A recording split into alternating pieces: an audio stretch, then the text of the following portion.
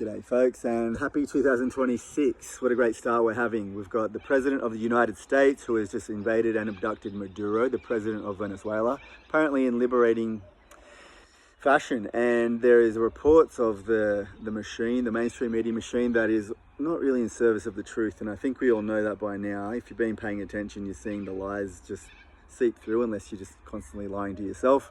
But they're saying that the Venezuelans are happy. However, there's a lot of video footage of hundreds of thousands, if not more, protesters in the streets of Venezuela against the US intervention and asking for their president back. They're a sovereign nation. They want to deal with their stuff on their own, but they've got a lot of oil, so there's that. But there's also a lot of Netanyahu championing Trump, saying that all the Hamas and Hezbollah propaganda and terrorists are now migrated to Venezuela. So he's applauding that. So this bloke is responsible for the most immoral actions going on in modern history, the most immoral activity ever of the most children being blasted apart ever, live streamed for 2 years.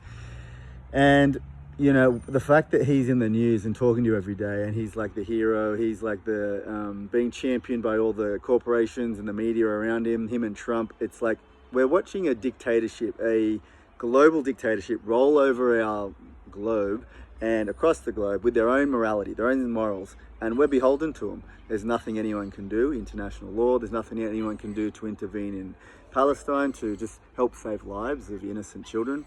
There is nothing anyone can do here. Like I don't think there was any congressional hearings or war councils held by the US President of the United States before invading and abducting another president. So there seems to be a whole set of global issues with onset of global digital ID happening and occurring in many ways in different stages around the world.